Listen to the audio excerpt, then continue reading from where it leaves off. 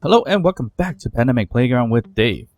So today we have another experiment for you guys. I know it's been a while, but we are going to test, should we double up our wheels?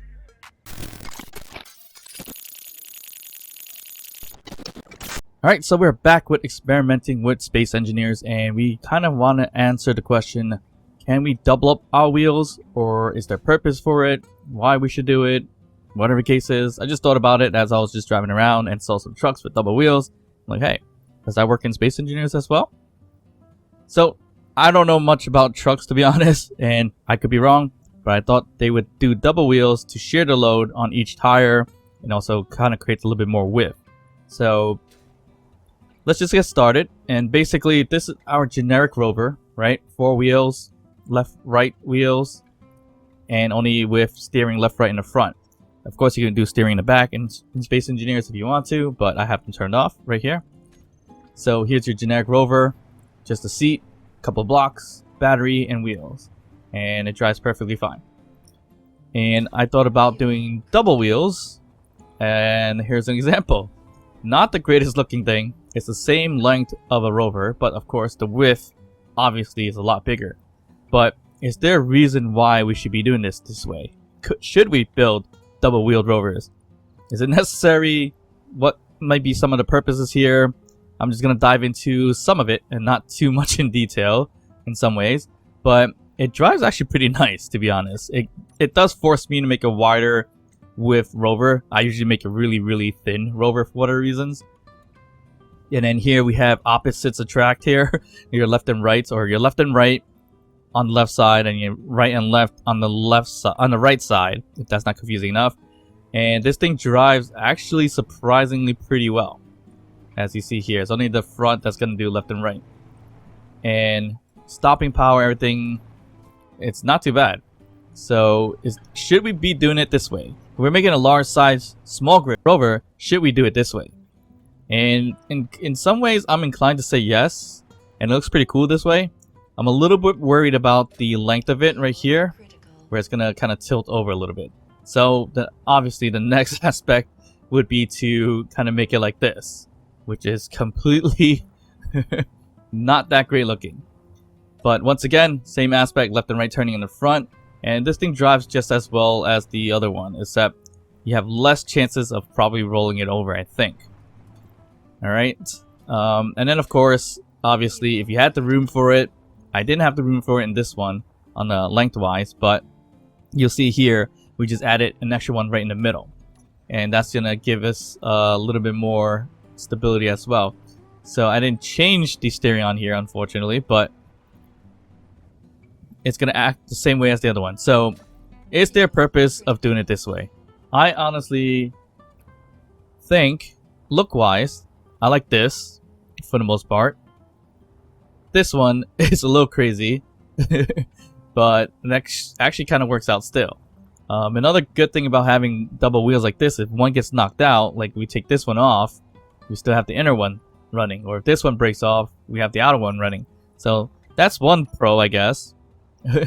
Another aspect of it, if we're talking about like in real life, IRL kind of situation in terms of weight and maybe some stability, and if it does work here, I'm going to say that's another pro to having double wheels. As much as they don't look as great, but you could always design around it. So for an example, maybe this would be a bigger truck or vehicle. We can just build upon it and box it up a little bit if we need to. Of course, round it out eventually. But it's possible. It may look decent, to be honest. So that's something I got to think about, because especially for my Rover Evolution series.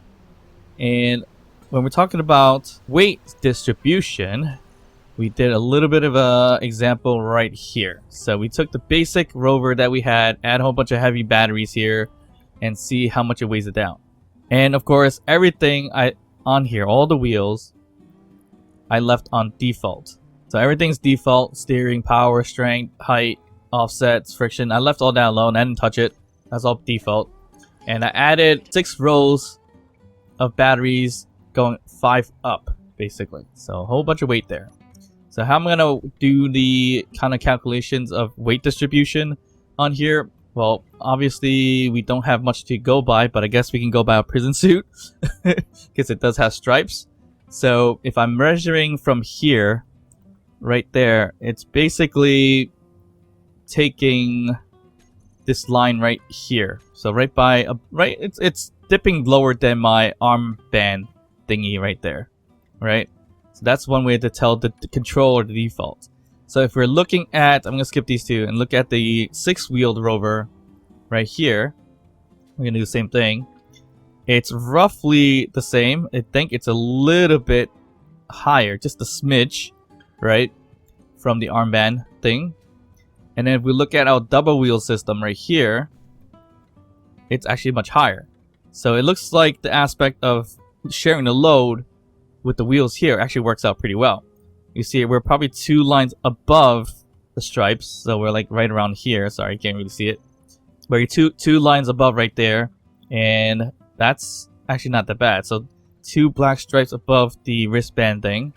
And if we go to our secondary double wheel system right here, the same or maybe slightly lower. It's moving a little bit, so it's kind of hard to tell. But if we're in the same side, it's easy to tell this way. It's the same.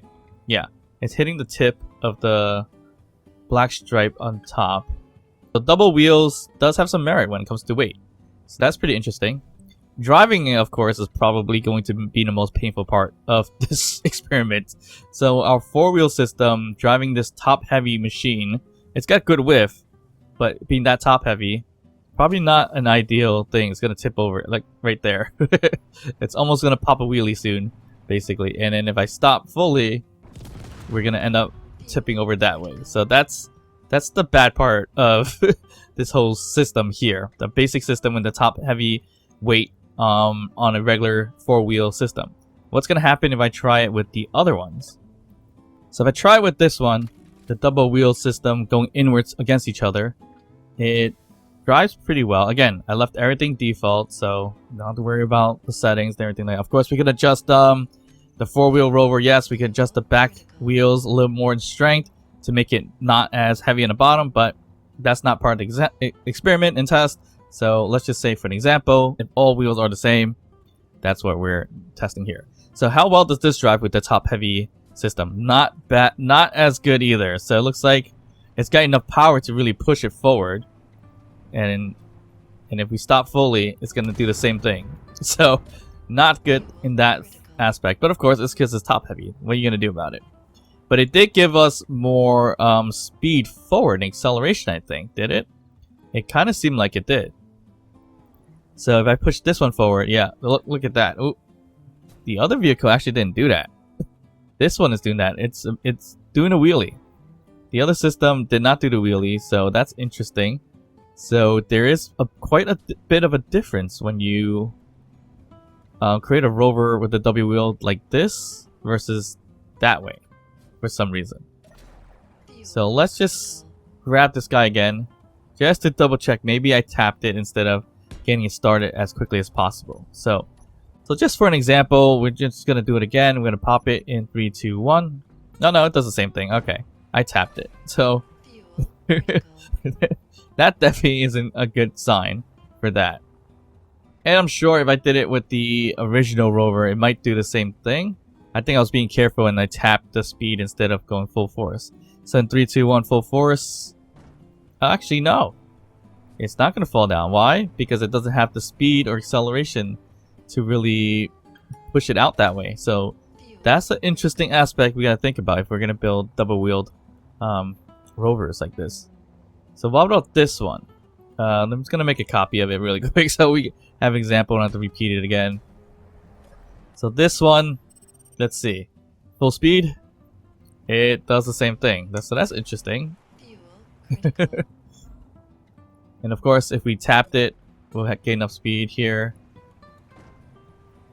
And then actually it picks up pretty well, and it actually does a wheelie in the front, and I see why. It's using, let's just flip this over, boom.